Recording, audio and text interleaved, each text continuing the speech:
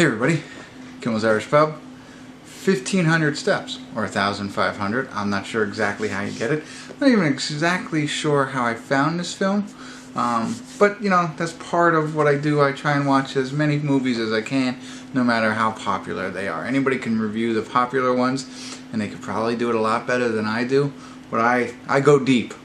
You know, here's another one for you. And real quick, I'm watching this on Amazon Prime. And I just realized I no longer have to look at my phone if I'm doing Prime because it tells me IMDb at a 5.5 out of 10. And I'll read to you the synopsis is a transforming journey towards self-belief. Job O'Brien, a homely 16-year-old boy, lives in a struggling single-parent family. His mother died. His father is an alcoholic who was once upon a champion runner. So I think there's more to that, but who cares? That's, you know, the gist of it. You got it. I'm going to get into it here a little bit. It's only an hour and 38 minutes. And we'll see what it's all about. It's from 2014. I don't know how I found it, why it's on my list. But here it is. And here it is for you. So stick around. I'll be back with more information in a little bit. Thanks. Hey, everybody. We're watching 1,500 Steps. It's at the 43:37 mark. And, you know, it's a real bad movie. I mean, not bad in the plot and the theme of the movie. It's one we've seen 1,000 times. New kid in school who befriends some of the kids that are getting bullied. One kid happens to be deaf, so he becomes friends with them. And then, of course, there's these bullies. There's one major bully who starts a fight with, you know, the deaf kid, and he sticks up for him and things like that. So, seen that kind of thing many, many times. And the bully, or the popular current kid, has a girl, and the new kid is starting to, you know, win her affection, I guess, in a sense, or at least she's starting to look at him, and it's getting the bully upset, kind of stuff. And it's all around and track, so the mile, which is 1,500 steps. So the kid has a, you know, he's in track, and so he's faster than everybody else. And, you know, so now that's speeding up on the bully as well, because he's upset that he's losing in track. Meanwhile, in the background subplot is the new kid's mother died, I think, and it seems to be like in a car accident, and he just lives with his father. And his father has become an alcoholic and is drinking all the time and making his home life miserable. Many, many movies like this. This one's Australian, though. So throw another shrimp on the barbie. But yeah, this one's Australian, so that's the only difference between any other film you've seen like this, except for how poorly this is shot. I mean, it is shot pretty poorly. There's music playing throughout the entire movie. I am trying to listen for the point where they stop playing music, but I haven't found it yet. Like, every scene has music in it. I'm starting to think to myself, does every movie do that? And I just never noticed it. But it's honestly, there's music in every part of this movie. And then, like, the camera angles, you know, in a film like this, you're not going to get the best cinematography or anything like that.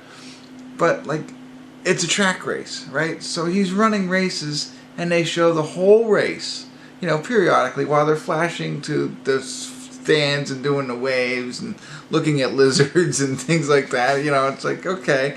But they're showing the race and how he's coming back. He's coming from behind, and, you know, he takes the lead. They never show, and then everybody's hugging. They don't show the finish of the race. This is now 2 or 3 races I've watched. I don't know who won. They didn't show. I mean, you can assume that by him coming up from behind, he's gonna win, and everybody's gonna. You don't know. It's like they don't even film that. So that's what it's all about so far. I'll get into it a little bit more, probably checking at the credits, and let you know. But I like the plot.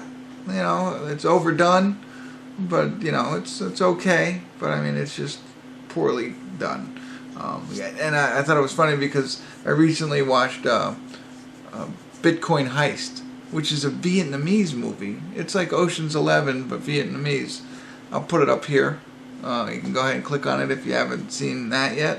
I might not even made it public yet. But anyway, that was well shot. it was a redone movie theme. But this one, it's like, okay, Australian versus the Vietnamese.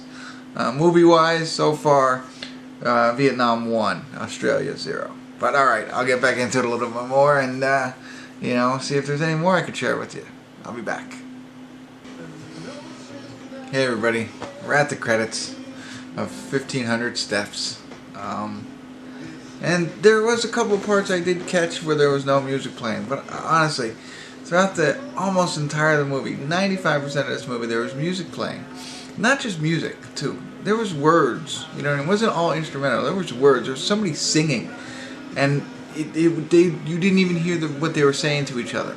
They actually muted the dialogue out between people, and to get these words. And I get it, that happens in some, but I mean, this happened throughout the entire film. It's not just a one montage where the song plays and everybody's skipping and happy and hanging out. It was like every time.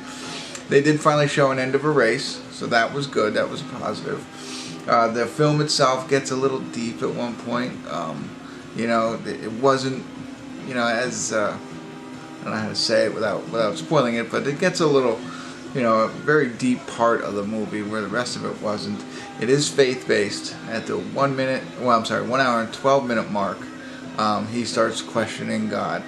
And then it comes back again, not so much questioning God, but, his coach starts talking to him about how God's with him. But that's really it. It's not heavily, I didn't realize it was a faith-based movie, if you're into that or not into that, but I like to give you the full perspective. But I didn't know it was up until leading to that point. It was very minimal. I get the point of it and everything like that, but a lot of faults in this movie. Like I said, it's an overdone plot, and just the way that they filmed it, not showing the endings. There's parts where I don't know. It was comical up until that real deep part. It was pretty comical to watch, so I found it funny. Another thing that I found at fault with this film, so he's racing, and of course they're out to get him, so they plot something to make him look bad. And then all of his friends, in an instant, turn against him. And he's not friends. And that's why he starts questioning God, including his current girlfriend or his recent girlfriend. And then as soon as it's over, everybody's like, hey, yeah, you're the greatest guy ever. And he immediately accepts all of them back, including his girlfriend. As soon as she doesn't trust him, goes with her ex-boyfriend. They're already, boom. It was just like, walk away, go over there. And they're together again. And he sees it. And he catches them. Not that they're doing anything wrong, but then as soon as he's found out, she comes right back. It's like, ugh, how could you do that? Anyway, sorry, going on and on about that, but yeah, I'm probably gonna give this, I don't know. It was fun, in a sense. It was just a really poorly done film. I think you should watch it. Just at least watch a little bit of it, so you know what I'm talking about here. Overdone plot. But I'm going to give it a 5, I think. I think I'll give it a 5. There were, I don't know. I made it to the end of the film, and that's it. So, I think I've told you everything that you need to know. You can probably guess how it ends. You understand the whole plot. And that's it. I don't have anything more without ruining it for you. So if you do watch it, let me know. I'd love to hear from you, because maybe you'll giggle like me throughout the film. But not because it's a comedy. Alright. Thanks for tuning in. Kimmel's Irish Pub.